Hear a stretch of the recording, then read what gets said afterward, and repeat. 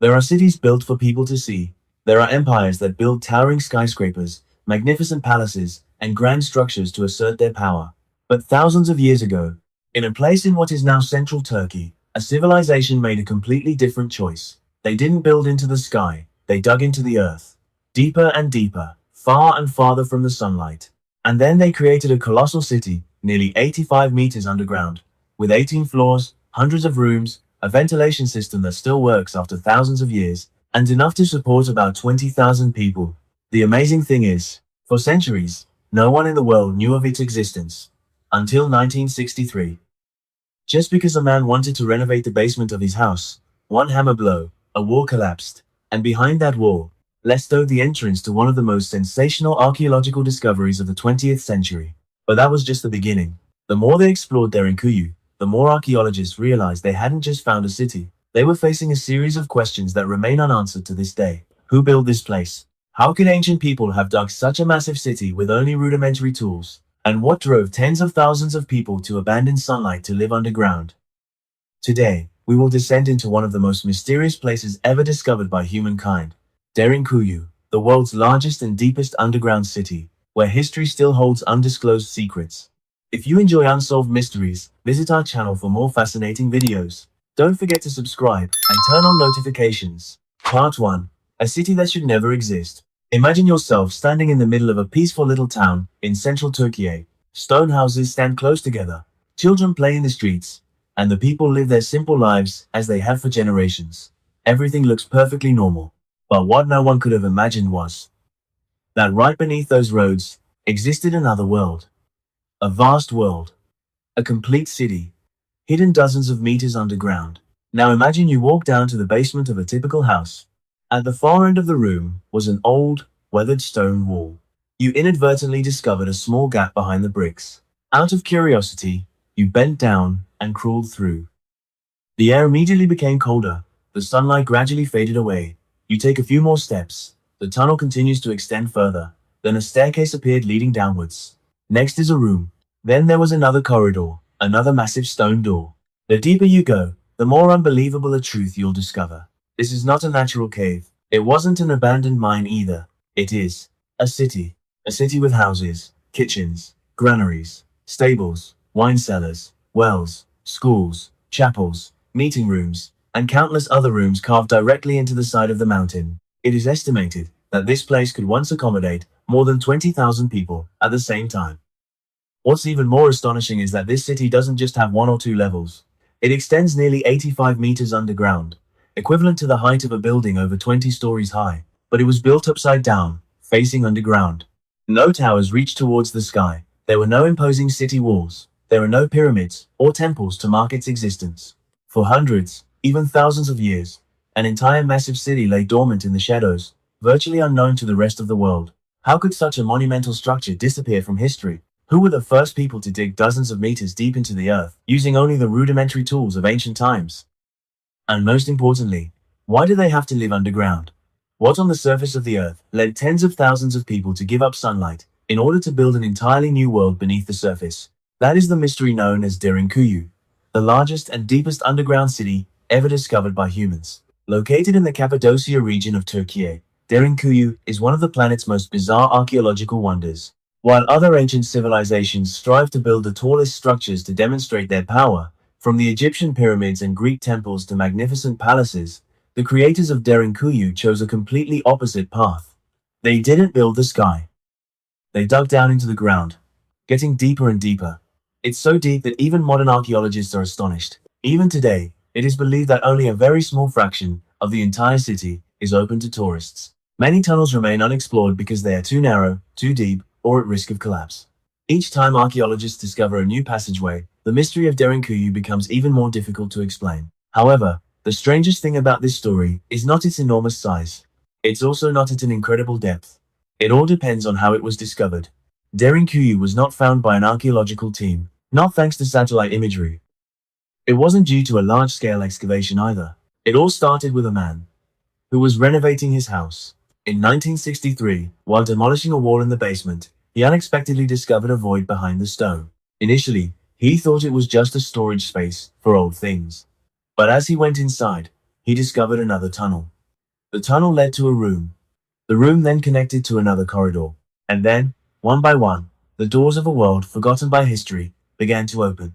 Through a small hole in the wall, humans discovered one of the greatest underground cities that ever existed. But that also raises a question that sends shivers down many people's spines. If an entire massive city could be hidden for thousands of years behind just a stone wall, how many other cities are still sleeping beneath our feet? And more importantly, Derinkuyu was actually built to protect people from war, or is it concealing a secret that humanity has yet to unravel? Part 2. A chance discover that shocked the world. There's something quite interesting in the history of archaeology. Many of humanity's greatest discoveries did not begin with large-scale expeditions, nor with advanced scientific equipment. They all started by chance. Derinkuyu is no exception. In 1963, in the town of Derinkuyu, in the Cappadocia region, a man decided to renovate his house. The work that day was perfectly normal. He simply wanted to expand the basement to have more storage space.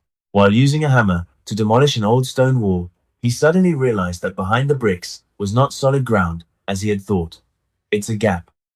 Initially, he thought it was just a small cellar left behind by the previous owner. But as he got closer, he felt a blast of cold air coming from the gap. That means the space behind the wall wasn't completely sealed. It connects to a very large space. Curiosity prompted him to widen the passageway. After squeezing through the gap, a pitch-black corridor carved straight into the rock appeared before him. He continued walking. The hallway led to a room.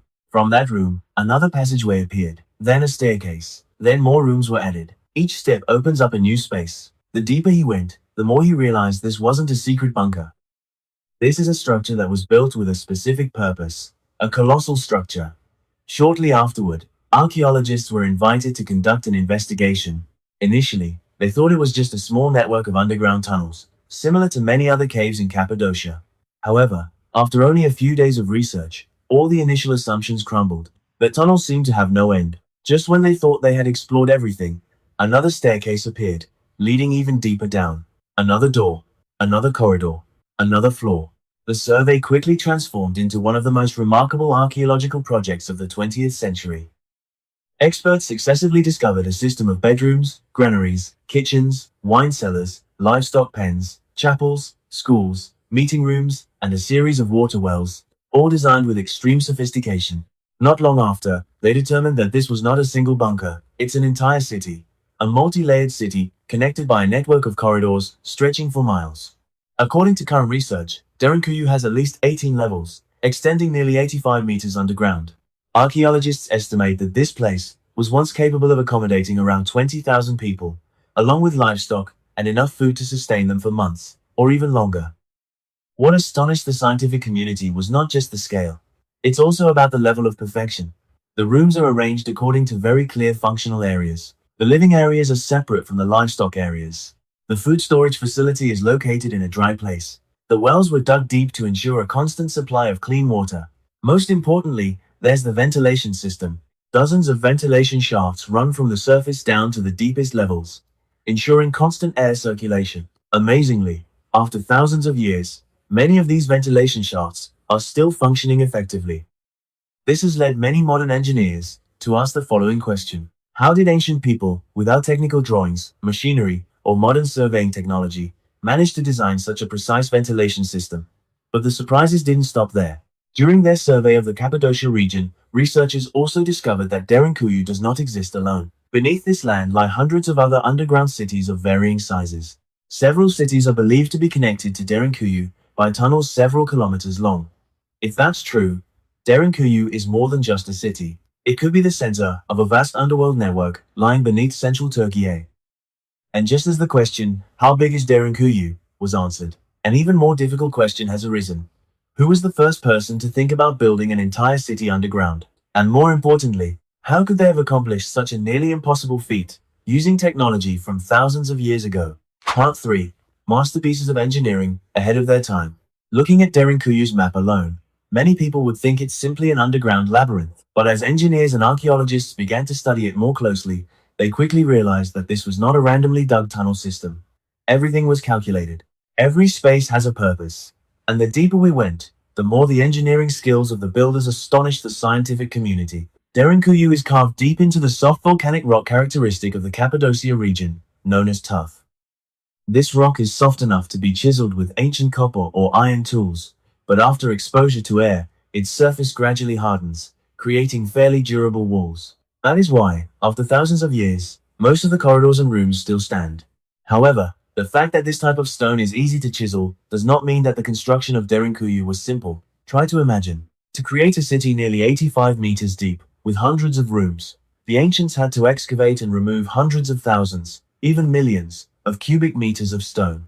There are no excavators, there is no drill, there were no explosives. All the work was done entirely by human labor. That sheer volume of work alone is enough to raise questions among many experts. How long did this project take to complete? A few decades? Or did it take centuries, across many different generations? To date, there is still no definitive answer. What's even more amazing is how the city is planned. It's not the case that every space that's found should be utilized. Conversely, each floor has its own function. The upper floors are designated for livestock pens. This makes it easier for residents to bring their pets down when danger arises, while also limiting the spread of odors to deeper floors. Next were the granaries, where grain, olive oil, wine, and various other food items were stored. Further inside is the living area. The bedrooms are arranged along narrow corridors, saving space and making it easier to monitor for intruders. The kitchens are specially designed. Many researchers believe that the kitchen system was designed to limit smoke from rising to the surface. If too much smoke escaped, the city's location would be easily detected by the enemy. This means that even the cooking process was carefully planned to keep it a secret. Besides living quarters, Derinkuyu also has very large rooms that are believed to have been used for meetings, teaching, or holding religious ceremonies. Some areas were identified as chapels, with high ceilings and significantly more spacious interiors than the other rooms.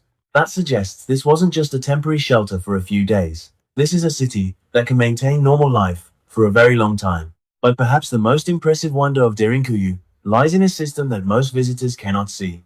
That's the ventilation system. Archaeologists have catalogued more than 15,000 ventilation shafts of varying sizes, running from the surface down to the deepest layers of the earth. These vertical shafts not only bring fresh air down into the ground, but also help regulate temperature. Whether it's the scorching heat of summer or the freezing cold of winter outside, the temperature inside Derinkuyu remains fairly stable, fluctuating between 13 and 15 degrees Celsius. For a structure built thousands of years ago, this is an incredible achievement. Many modern engineers acknowledge that designing an effective natural ventilation system for such a large building is no simple task. Simply miscalculating the placement of ventilation shafts can quickly lead to oxygen depletion in the deeper layers, rendering them uninhabitable. However, Derinkuyu has been working effectively for centuries. The water source was also prepared with great care. There are dozens of wells inside the city. Notably, many of these wells do not lead directly to the surface. They are only accessible from within the city. Why was it designed that way? According to researchers, this is a security measure. If the invaders discover the city's location, they will be unable to poison the water supply from the outside. It's a small detail, but it shows that the builders considered even the most dangerous situations. However, Derinkuyu's defense system is even more formidable than that. At several of the passageways, archaeologists discovered enormous circular stone doors. Some wings can weigh up to several hundred kilograms. From a distance, they look like giant stone wheels pressed against the cliff. In case of danger, just a few people inside could roll this door down to completely block the hallway. Once closed, it is almost impossible to open from the outside. Specifically, there is a small circular hole in the center of each door. This hole could be used to observe people outside, deliver food, or even use a spear to attack if the enemy tried to break down the door. In other words, each level of Derinkuyu is like an independent fortress. If the upper level falls, the residents can simply close the stone doors and retreat to the lower level. The intruder will have to face one layer of defense after another. An incredible defensive strategy for a structure dating back thousands of years. Looking at all that Derinkuyu possesses: scientific planning, a perfect ventilation system, an independent water source, and massive defensive gates, many people can't help but ask a question. Is this really just a shelter built during wartime?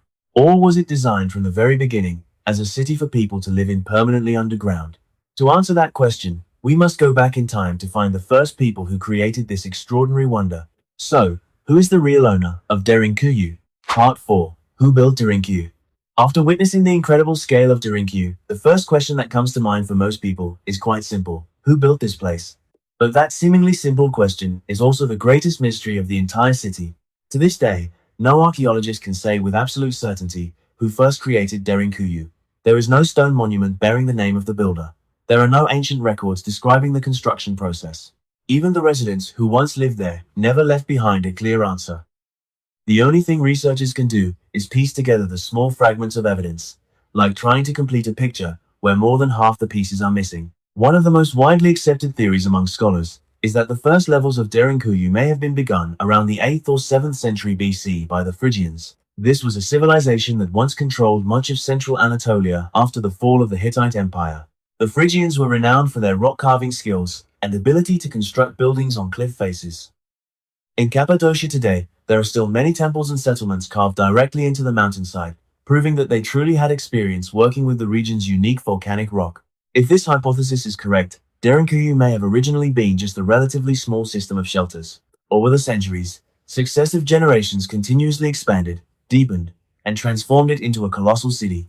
However, not everyone agrees with that point of view. Some researchers believe that Derinkuyu's history is much older. They turned their attention to the Hittite Empire, one of the most powerful empires of the Bronze Age, which existed more than 3,000 years ago. Ancient Hittite texts mention that people sometimes had to hide underground during times of war. Although no documents directly mention Derinkuyu, this has led many to hypothesize that the city's earliest foundations may have been laid during this period. If that's the case, Derinkuyu is much older than we previously thought. But then another problem arose. To date, archaeologists have not found enough artifacts characteristic of the Hittites within the city to prove this hypothesis. It's still just a possibility. That's not the truth yet. The story becomes even more complicated as history enters the Byzantine period. From approximately the 4th to the 10th centuries AD, the Cappadocia region continuously faced conflicts and attacks from outside. This was also a period when Christianity flourished in this region. Numerous historical documents indicate that the people of Cappadocia frequently used underground cities as shelters whenever war broke out. In Derinkuyu, archaeologists have found chapels, prayer rooms, and many other architectural remains in the Christian style. That almost certainly proves that the Byzantines once used this city. But there's one very important detail: use. It doesn't mean construction. It is quite possible that Derinkuyu had existed long before the Byzantines arrived here. They simply expanded, renovated, and transformed it into a safe haven for their community. In other words, it is possible that many different civilizations left their mark on Derinkuyu. A civilization is digging the first layers. Another civilization expanded them. Then, generations continued to improve and use it for hundreds of years afterward. This makes identifying the builder a nearly impossible task. But there's another mystery that's been baffling archaeologists even more. It's about scale. If the only purpose was to dig a few bunkers to avoid war, that would be perfectly reasonable. But Derinkuyu doesn't just have a few rooms. This is a multi-layered city with hundreds of different functional spaces. Constructing such a structure requires a long-term plan, a massive workforce, and resources that must be sustained over generations. Who organized this project? Who designed the plan? How can they ensure the tunnels don't collapse as they dig deeper? And how have so many different generations been able to continue expanding the city while maintaining its remarkably unified structure? Until today, no one has a definitive answer. Perhaps the strangest thing isn't when Derinkuyu was built. Rather, it's about how many civilizations have come, lived, expanded, and left. But no one has left a clear explanation of its true origin. Just as the very people who first built this city deliberately tried to erase all traces of themselves from history. So, if Derinkuyu wasn't built simply to show off power or create a wonder, what was its true purpose? What could be dangerous enough to make tens of thousands of people willing to risk their lives by going underground? If you enjoyed the story of Miyamoto Musashi, please visit our channel for more fascinating videos about other mysterious stories. Part 5. A city built to survive. By now, you've probably realized something. Derinkuyu is not a palace. It's not a temple. It's also not a tomb, like the Egyptian pyramids, or the tomb of Qin Shi Huang. It was built for a completely different purpose. It's about survival. But survival in the face of what? This is the question that historians have debated for decades. If the sole purpose was to avoid a short battle, there would be no need to excavate a city nearly 85 meters underground. If their only purpose was to store food, they wouldn't need to build schools, chapels, or such complex ventilation systems. Every detail in Derinkuyu points to one thing. The builders of this place prepared for the possibility of having to live underground for a very long time. It could be several weeks. It could be several months. Some researchers even suggest it could be annual, if necessary. This means that living underground is not a temporary solution. It was planned in advance. So what is life like in Derinkuyu? Imagine a morning more than 1,000 years ago. While war may be raging on the ground, the sounds of horses' hooves and weapons can be heard everywhere. Down underground, life goes on. The women prepare meals in the kitchens. Children learn to read and write in rooms that are used as schools. The priests held prayer services in the chapel. The men took turns guarding the entrances. Livestock are kept on the top floors. The food warehouse is inspected daily to ensure sufficient supply. The water is drawn from wells located deep underground. Air circulates continuously thanks to the natural ventilation system. If you don't know the truth, you might think this is just an ordinary town. There's only one difference. That entire life unfolded in darkness. Archaeologists believe that people used oil lamps to illuminate the corridors and rooms. The light reflecting off the stone walls creates a scene that is both warm and haunting. There are no windows. There is no sunlight. There is no sky. Time seemed to be measured only by the amount of oil remaining in the lamps and the amount of food in the storehouse. However, from a military perspective, Derinkuyu is almost an impregnable fortress. The entrances are all very narrow. It's only wide enough for one or two people to pass through at a time. If the enemy discovers the entrance and tries to advance, they will have to navigate through dark, winding, and extremely narrow corridors. Just a few defenders standing inside could stop an entire group of soldiers. If the situation becomes more dangerous, massive stone gates will be rolled out to block the passage. Once the doors are closed, breaking them down from the outside is nearly impossible. Meanwhile, those inside still have water, food, and air to keep going. Therefore, many military experts consider Derinkuyu to be one of the most intelligent passive defense systems of the ancient world. But the question is, who was the enemy they feared so much that they had to build such a fortified shelter? Throughout history, the Cappadocia region has repeatedly been a battleground for numerous empires, from the Persians, the Macedonians, during the reign of Alexander the Great, the Roman Empire, the Byzantine Empire, until the Arab invasions around the 7th to 9th centuries. Every war can force local people to seek refuge. Many historical documents record that Christian inhabitants of Cappadocia often retreated to underground cities whenever invaders approached. They brought their families along, cattle, food supplies, and only returned to the surface when the danger is past. That explains why Derinkuyu is fully equipped with everything needed for a large community. It doesn't just help people survive, and it also helps them maintain an entire society. However, there is still one detail that puzzles many researchers. If Derinkuyu were only used in wartime, why dig all the way down to 18 levels? In fact, most daily needs can be met within just the first few floors. Continuing to dig deeper would mean a massive amount of work, consuming a great deal of time and manpower.